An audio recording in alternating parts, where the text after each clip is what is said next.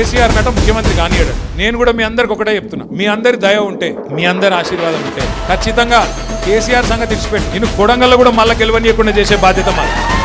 నిన్ను కొడంగల్లో మళ్ళీ గెలవనీయకుండా మళ్ళీ అసెంబ్లీకి రానియకుండా చేసే బాధ్యత పార్టీగా మేమందరం, ప్రజలుగా మేమందరం తీసుకుంటాం.